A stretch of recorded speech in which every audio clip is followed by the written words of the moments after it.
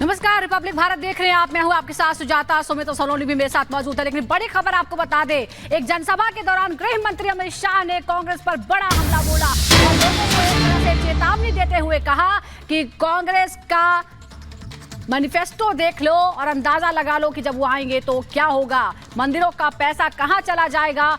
कांग्रेस के घोषणा पत्र पर बरसे शाह। लगातार कांग्रेस के घोषणा पत्र पर सवाल उठाए जा रहे हैं। अगर ये जीत गए तो सोच लो क्या होगा। चेताने के अंदाज में गृह मंत्री ने पूछा। कांग्रेस के घोषणा पत्र को लेकर कई तरह के सवाल लगातार बीजेपी उठा रही है। अभी अभी कांग्रेस पार्टी को मिर्ची लगी है। मोदी जी ने उनके घोषणा पत्र में से सबकी संपत्ति का सर्वे करने का कहा है। मोदी जी ने कल कहा क्यों करना है इस सर्वे को। कांग्रेस पार्टी पूरी नरेंद्र मोदी पर सवाल उठा रही है।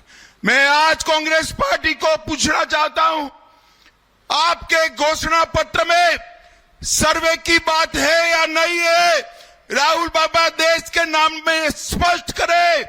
और मनमोहन सिंह, आपके प्रधानमंत्री ने कहा था संसाधन पर पहला अधिकार माइनॉरिटी का है, आदिवासी दलित का नहीं है, आदिवासी दलित का नहीं है। भाई और बहनों, देश भर के मठ मंदिर और सबकी संपत्ति पर जो नजर है वो पैसा कहां जाना वाला है। मनमोहन सिंह को याद करो, उन्होंने कहा कि पैसा पर, रेवेन्यू पर, संसाधन पर सबसे पहला अधिकार माइनॉरिटी का है। ये कांग्रेस पार्टी कहती है और हम कहते हैं संसाधन पर पहला अधिकार देश के गरीब का है, आदिवासी का है, दलित का है, पिछड़ा समाज का है।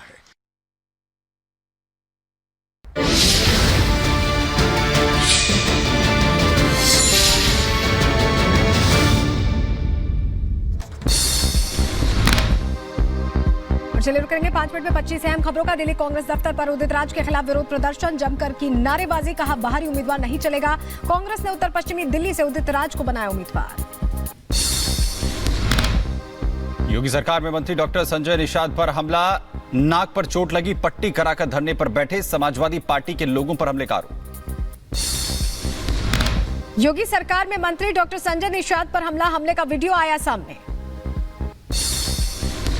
कर्नाटक के हुबली हत्याकांड मामले में बीजेपी कार्यकर्ताओं ने किया प्रदर्शन, तो वहीं टायर जलाकर लोगों ने जताया विरोध।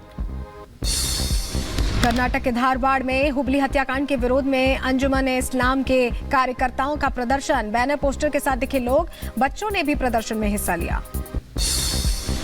छत्तीसगढ़ के कांकेर में अमित शाह ने कांग्रेस पर साधा निशाना, कहा राम मंदिर को लेकर कांग्रेस ने सालों तक भटकाया, वोट बैंक के लालच में रामलला के दरबार में नहीं गई कांग्रेस। कांग्रेस पार्टी सालों तक रामलला के जन्मभूमि के प्रश्न को अटकाती रही, लटकाती रही, भटकाती रही। कांकेर में अमित शाह ने भरी हुंकार, कहा मोदी जी के पास 10 साल का ट्रैक रिकॉर्ड और 25 साल का विजन। उत्तर प्रदेश के आगरा में सीएम योगी की चुनावी जनसभा, कहा अब विकास के लिए कोई आपको तरसा नहीं पाएगा, विकास से कोई भी अछूता नहीं रहेगा। विपक्ष पर सीएम योगी का हमला, कहा विपक्ष ने भगवान राम के मांगे सबूत, मोदी जी के कारण विपक्ष हुआ बेनकाब, अयोध्या काशी के बाद आगरा की बारी। राम जन्मभूमि के लिए हमसे कहते थे क्या प्रमाण है कि राम का जन्म अयोध्या में हुआ। इनका झूठ फेल हो गया और मोदी जी के कारण 500 वर्षों का इंतजार समाप्त करके अयोध्या में रामलला का फिर से प्रकटीकरण हो गया है। उधर बिहार के पूर्व डिप्टी सीएम तेजस्वी यादव का प्रधानमंत्री मोदी पर हमला, कहा नफरत की बात छोड़ मुद्दे की बात करें प्रधानमंत्री, हिंदू मुसलमान की बात करना प्रधानमंत्री को शोभा नहीं देता।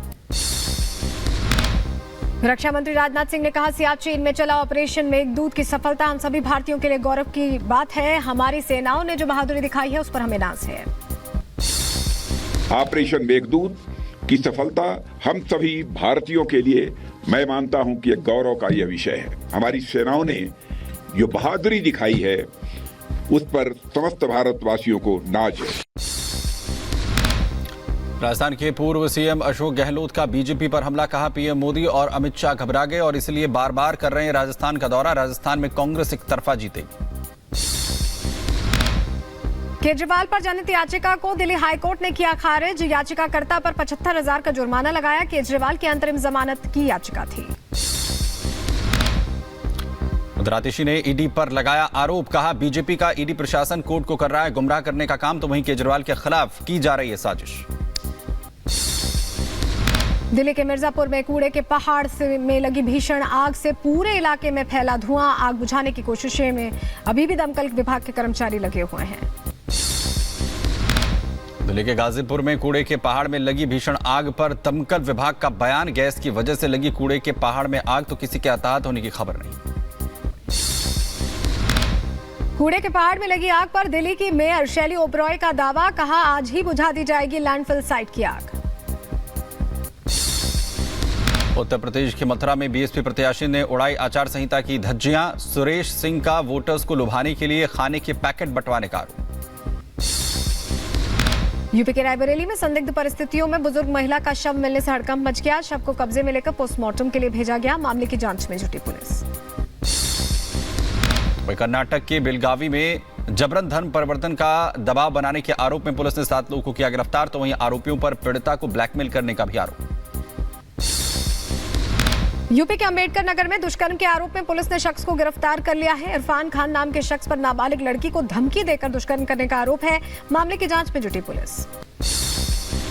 तेलंगाना के सूर्यापेट में तेज रफ्तार कार ट्रक में जा घुसी। सड़क हादसे में 2 लोगों की मौत हुई है। पुलिस ने केस दर्ज कर जांच शुरू की।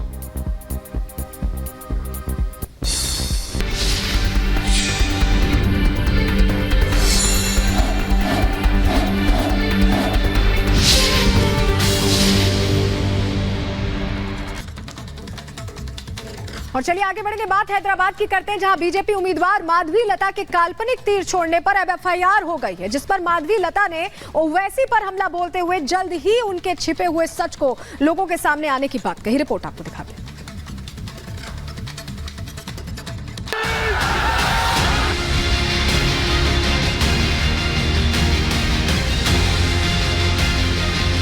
आप जितना भड़काना चाहते हो भड़का लीजिए उन मुसलमानों को जो ये सच्चाई समझने पर अपने आंख बंद कर कर बैठे हैं। किसी एक इबादत गाह की तरफ, मस्जिद की तरफ रुख करके इस तरह से इशारा कर रही है कि उसके तरफ तीर मारेंगे।